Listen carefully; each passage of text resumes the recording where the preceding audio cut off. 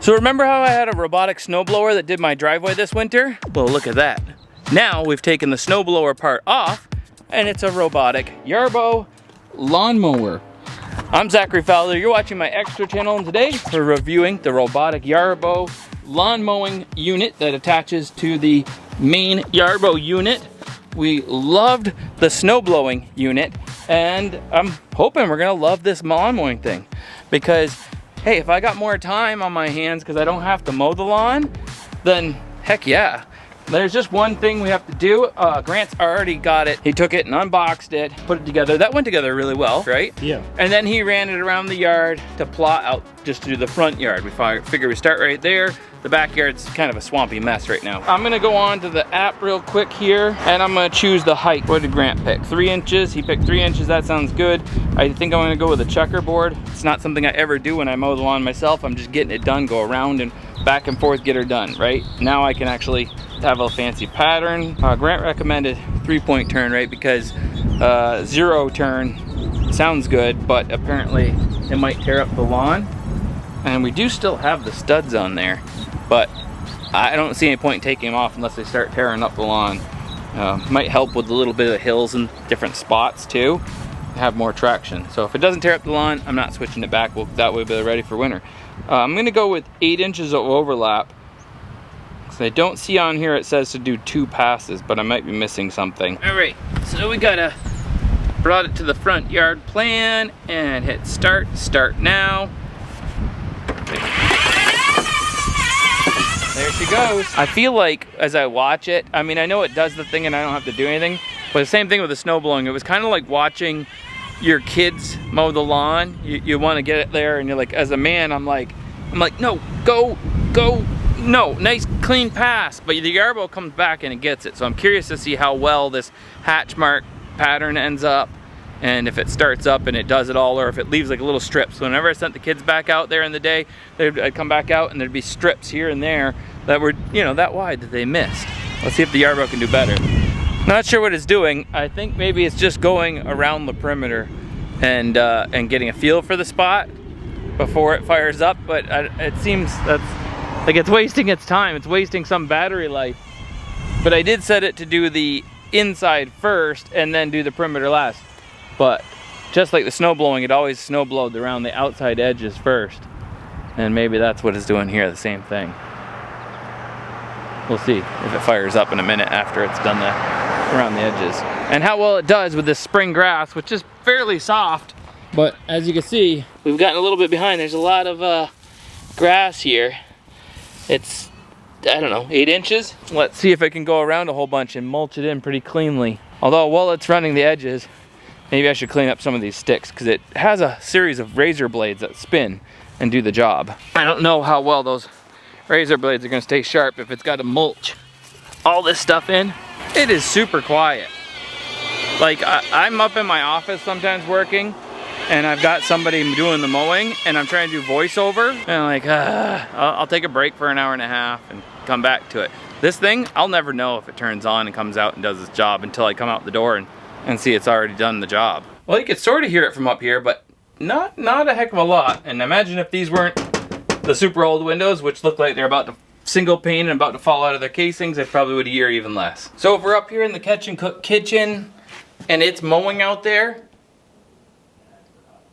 I can't hear a thing. That's not gonna mess up the filming. They're talking downstairs in the office is actually louder than the mower out there in the yard. With these double pane windows, I literally, and the place being insulated, I literally can't hear a thing. That's so nice. Other times we've been out here filming and we're just ready to film, and the lawnmower guy, like I said, he always shows up at the most opportune times. And he'd be back and forth, hitting sticks and all this stuff. And oh, now I'm starting to hear it as it comes to this end of the yard, but just the finest, littlest of sounds. Perfect. I'm happy with that. Oh, I did just think to, well, let's see how long this is gonna take. Hour and 28 minutes. It's 16% of the way there now. That's about 4 times longer than it would take me to do it, but I don't have to do it at all. So cool. Let's see how much battery has life left after that. I might have it do it a second time since it is spring, and I want it, I think, a touch lower than 3 inches. All right, it's already gone over it once at 3 inches. It's not quite low enough, and it's missed some spots here. And I don't know if that's because the tread's pushed down and it pops back up. And it did pretty good going around this. It left a little weed whipping. I feel like 3 inch, and there's little tufts of grass here and there everywhere. I got it coming back out to do another run. And this time I selected spiral. I don't think it did a grid pattern. It looked like it just went back and forth. So maybe when I hit save, I missed something. We're gonna let it do it one more time. I did see the grass clippings here for the longer stuff. It is just cutting it. And it's falling over. It's not mulching it. You know, like a lawnmower that's either bagging or really just going. It's like, if you shut the bagger off, you can put it on mulch mode. It just grinds that stuff to dust. It sucks it back up in and spits it back out. And I didn't count on that, but like I just said, people seem to talk about when you're using a robot mower, because they use the little razor blades for electricity wise, that they're not mulching it so much as just constantly cutting it down. That's why you have it go, you know, every day at your favorite time. I'll see how it does with this run, if it catches those couple that it misses, a couple where the treads pushed it down and it's popped back up since, and they were really high from springtime, so maybe the front of the mower pushed it down like that. And I'll sit here on the porch right now and I'll put it on a schedule. We'll see how a couple days of this goes.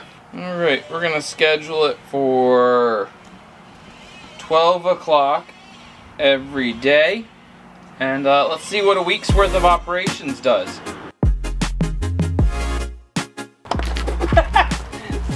This thing is so, we decided that the studs are tearing up the grass too much. So it's just laziness not to change out the tread. So we drove it over here, now I gotta get it into the barn without breaking my back. Man, this thing's a beast. No wonder it never loses traction even during the winter time. Like unless it's, yeah. I don't see how it ever did. A couple times it got stuck during the snow blowing, and I think it was more like it sensed something and it just decided it was gonna take a break. Oh, there we go. Well, we got it here. So we're gonna pop the treads off, and if you look, these look so much more appropriate for summertime. Look at that.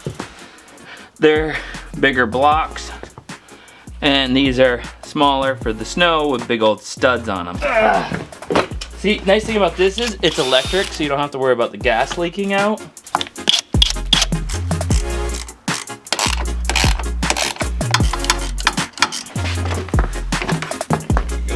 Off. Summer tires go on. Easy enough. There.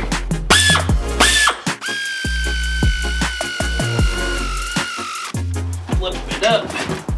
Do the other side. Like NASCAR. Let's see how fast we can do it. 1, 2, 3. Count me, Aiden. 4, 5.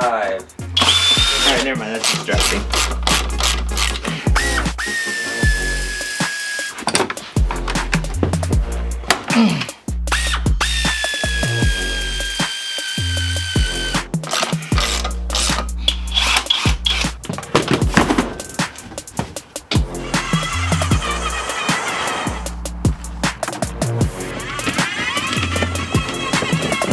So I know it wasn't meant for this, but if they made it so it could drop different things, if they made it so it could drop its snowblower unit and pick up the lawn mowing unit when the summer came, you know, and then it could drop its lawn mowing unit and it picked up, and you bought Yarbo trash cans, it could totally pick up your trash cans, and without hinky strapping mechanisms, it could take them out to the curb for you on Thursday mornings before you even get out of bed and have it out there sitting and waiting for the trash guy to come. I'm sure this isn't recommended that you do this, but gonna go uphill with me on it. No problem. Emergency stop. Oop, I hit the button. That's pretty wild how much strength that thing has. All right, what do we gotta do? We gotta attach the lawnmower back up. So before we attach this, I'll show you what's going on underneath it here. We got, and that's after 4 mowings now. We got 1, 2, 3, 4, 5 blades. I think we said that at the beginning. A little tuft of grass here and there stuck on it, but nothing cluttered up. It's all pretty clean. Looks like it is gonna need a little scrubbing here and there at some point. Blades still razor sharp. Yeah, it looks like it's made light enough too that way it can save power from the motors, but this can come off and you can get a new disc if that got really damaged by something. This protects it from somebody sticking their hand underneath the side. I almost feel like that protects it from cutting the lawn a little bit wider swath by like an inch on each side, but it doesn't seem to have a problem with setting it for the 4 or 8 inch overlap. And the grass cuttings are definitely cut, not just abused to all get out. They're just literally like somebody came through with shears and just trimmed them nice and cleanly. You know, with these type of blades, even if they did get dull, it's not just gonna smash your grass blades. It seems like it's still gonna cut them, which is pretty nice. Pretty nice. Unlike a lawnmower, most people run a pretty dull lawnmower blade if you're running your own lawnmower, right? And those dull lawnmower blades are just basically bashing the tops of the grass off. Let's put it on there. Bring it over. You stick this on just like an air compressor hose. You see it clicked right into place real quick like. Press the A button, tips the angle down so we can line it up. And then bring it over, lift it on, and then lock it down. Lock it down. There you go. Slap your weather cover back on, and boom. It's good to go. It's amazing that this thing can park itself so accurately that it charges. Like me with the controller in my hand has a hard time lining it up. And now we'll charge and let it mow again. Alright, that's 2 days now it's mowed. And we changed those belts out so it won't tear the lawn up as much. Let's see how it does for the rest of the week. Well, there she is, back on her charging pad, mowed the lawn, didn't mow and run me over. I stood in front of it, jumped back in front of it. It mows exactly where it's supposed to. It leaves here, it goes down and over, goes up, mows it every day at 12 o'clock. That's just why I chose to do it, so that it wasn't wet in the morning or in the evening if we wanted to run around on the lawn. I'm really, really happy with this. I love the fact that we popped the snowblower off, programmed this in a matter of minutes. It's been mowing for an entire week. It never fails. It hasn't gotten stuck. It's mowed when it was a little bit damp out, and it didn't make a big mess of it, and it keeps up with it, so I don't have to. That leaves me so much more time, and I can't wait till snow comes again. Maybe not right away, because it just became spring. So it's gonna keep mowing away for the summer. And we got some yard work we've been doing over here, so obviously she's not mowing this part yet. But as soon as we get this seeded up and everything, we got some grass here, we're gonna program it and have it running out there. Its programming so far has been completely flawless when it's came to this mowing bit. I couldn't be more happy with it, and it looks really good out there.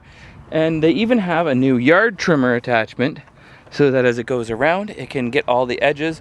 Because right now, as it goes around, we just do have to go back once a week. It's not even that obvious that it starts to build up around the edges once a week with a weed whip. And the rest of the time, it just keeps it mowed down. I think I could actually technically get away with having it go out every 3 days. So maybe I'll change the setting to that, but I just love seeing it out there. And I just love the look of it. It almost looks like a golf course right now. It's so clean. It's such a clean look. It's doing such an amazing job. All the time when it's up to me and I have to mow this, it's always tall, or it's always chopped down and hay and all kinds of grass all over the place, and it's on my feet and tracking in everywhere. And ever since Yarbo's been doing the job, it's been clean and nice looking cut every time. And I always get so many compliments. People are like, oh, your lawn looks great. Is that really the robot? Yeah, that's Yarbo. You know, like, that's so cool. You got a robot doing your lawn. It's the future. We're living in the future. It's amazing. So yeah, get to the future yourself. Check out that link in the description below and our friends at Yarbo. And get yourself the Yarbo with all these attachments they have.